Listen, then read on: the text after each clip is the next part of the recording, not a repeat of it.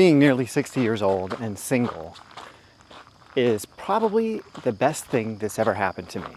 I mean, granted, children being born and all that kind of stuff is definitely right up there, but I never would have expected to have such a sense of peace and enjoyment from my life if someone had told me I would be living on my own at this age. But nevertheless, that's the case. And I guess I owe it all to my ex-wife, since she's the one who left. Anyway, I was watching one of these other men's channels recently, and this guy came on and he started talking about some of the things that really concern him about being single, and as an older guy. And I had never really considered any of these things. And as I listened to him talk, I realized what his problem was.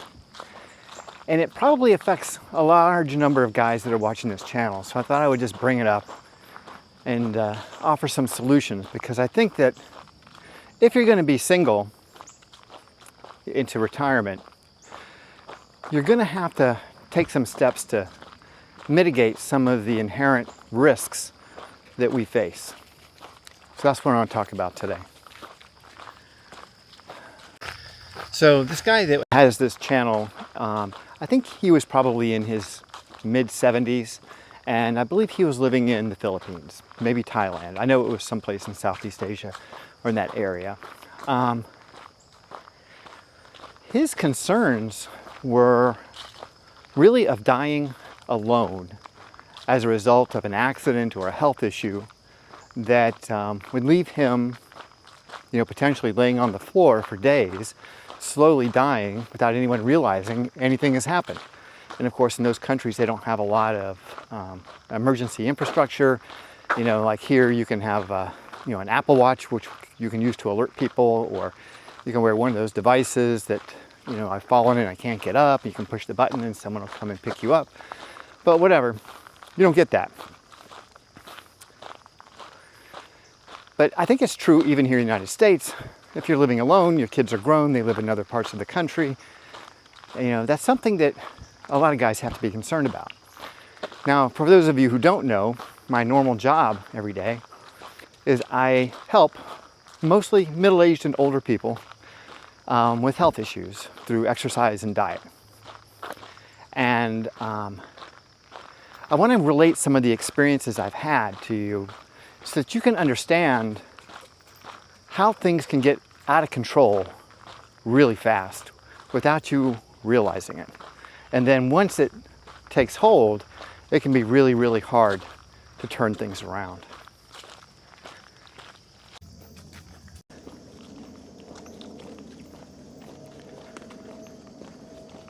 Don't sabotage your newly single life. Don't sabotage life 2.0. You fought through a difficult marriage. You've gone through the rigors of divorce. You've recreated your entire life. Now you're finally set. The last thing you need is for your health to fail.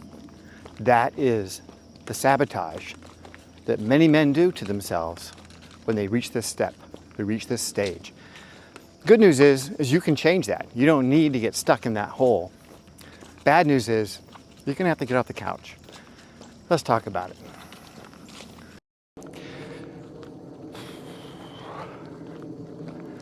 So when you're young, you can add a few pounds of body fat and it's probably not going to change your life a whole hell of a lot.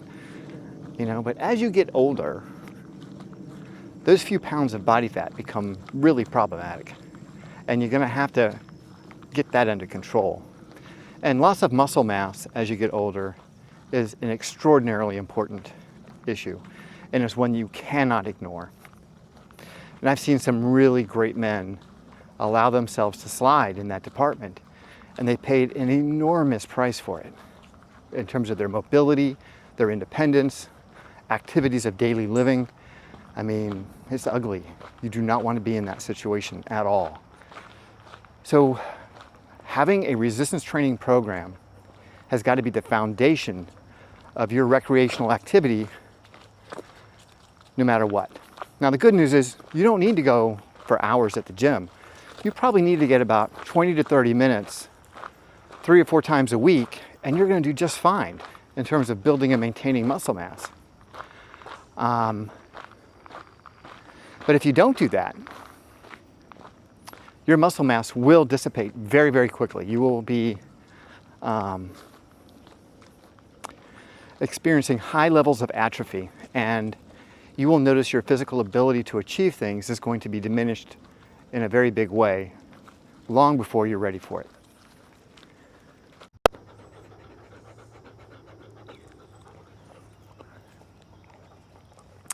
One of the things I've learned about the human body over the last decade is that the body has a sweet spot for everything. So having too little of something is obviously a problem, but having too much of something is also a problem. So you've got to find the sweet spot, otherwise you're going to cause yourself unnecessary pain and difficulty. I see online, some of these bodybuilder guys talking about eating, 2 or 3 grams of protein per pound of body weight. And that is really not advisable. I mean, it's just not advisable. And I've heard a lot of people talking about how as you get older, you need more protein in order to maintain muscle mass. And I've seen a lot of science that contradicts that statement. So I don't know that that's necessarily true. What I have seen, and this is scientists looking at people who are athletic and are lifting weights on a regular basis, that somewhere in the ballpark of 0.8 grams per pound of body weight is where you see the efficiency rate drop off. So it's like a graph that goes up and it flattens out when you get to actually 1.8 grams, 1.6 grams per kilo. So that would be about 0.75 grams per pound, somewhere in that range. So you don't need to go overboard on the protein. You do definitely need to get enough, and there's no question about it. You definitely need to get enough. And I wouldn't be surprised if a lot of older people don't get enough. But I think that when they look at these studies, you have to look at who the population was and what were their conditions at the time. So frequently they run these studies in retirement homes where a lot of the people are in assisted living situations. And once they get to that point and they're not moving around very much and they're not very active, well, their appetite drops off significantly. And it obviously impacts their protein intake, which obviously accelerates the muscle atrophy. So you definitely want to keep your protein up, but you don't need to go ballistic with it. You're not going to be Mr. Olympia, and don't even think about it. The next thing is fiber. This is the one that gets overlooked in our diet more than any other. Colon cancer is skyrocketing, and as you get older, your colon's going to get more and more worn out.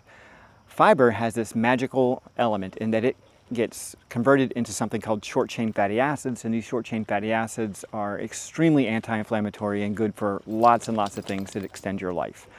So getting your fiber up to 30 or 40 or 50 grams per day is critically important, and it will improve your health in every possible measure. It'll reduce your blood pressure, it'll reduce your blood sugars, it will improve your brain health. So don't buy all this crap that all carbs are created equal, because they're not. Processed foods, highly processed foods, processed and palatable, sugar, salt, fat. These are the things you got to really keep an eye out for. If you have that stuff in your diet at this stage in the game, you've got a death wish, because if you're eating Dunkin' or Krispy Kremes on a regular, yeah, you might as well just get your will filled out right now, because you're not going to make it till maybe the end of the week. Those foods will kill you quickly. So you just got to make some little adjustments in your diet. The way I approach it with most of my clients is food substitution, so you don't necessarily just get rid of something without putting something else in its place. You can certainly try that. But monitoring these macronutrients is going to be necessary until you can build a habit of you eating healthy food.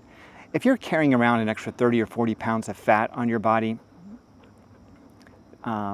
you will have created a condition where a wide range of chronic illnesses can take hold, and you're probably going to need to do something about it.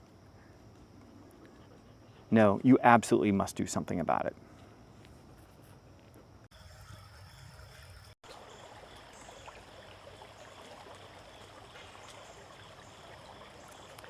So just a quick exercise prescription for the general population. And like I said, everybody's body is a little bit different, so you can obviously use a lot of variation here. But I would use resistance training as your foundation. As you can see, I walk a lot. So I think walking is a great way to not only burn some calories and to keep your body healthy, but it's also great for your mind, and I would suggest it strongly. I get out every day, for at least a few miles, regardless of what the weather is. I will do a few miles. But on the diet side, that's going to be the tough part for most guys. You're going to have to really buckle down. Now here are the benefits. So when you've been lifting for a while and you're starting to see your body tone up and get stronger, man, it does amazing things for your confidence. And it's not at a conscious level where you become more confident. You just subconsciously just know you can do stuff. You just know it. And having that in the back pocket is an enormous advantage in life. And so the last thing I want as I get older is to feel incapable, is to lose my ability to do things. And I'm sure most of you guys feel exactly the same way. This is life 2.0 for me. I want to make the very most of it. I want to enjoy it to its fullest. I used to love surfing when I was a kid. I want to get back out there on the North Shore of Hawaii where the big waves roll, and I want to try that again. Not right away. I'm going to practice a bit first, but I definitely want to do that. And yeah, I want to get out and do stuff. I don't want to fall into this living death where I can't get out of a seat, or I need help with getting to the toilet, or I can't walk more than a couple hundred yards without experiencing pain or anything like that. And I don't want to be stuck living within an ambulance ride to the nearest hospital. I want to be able to live a healthy, free life. But if you're at this age, I'm almost 60 years old, this is when this shit starts to break down. And so this is when you got to really redouble your efforts. You cannot slack on this. You've got to just act like you're training for an event and just push yourself every day. All right, you guys, that's all I got for you today. I hope you've enjoyed the video. If you have any questions or comments, please leave them in the comments and I will respond to them as quickly as I can. Thanks for watching. Stay healthy, and if you can, stay single.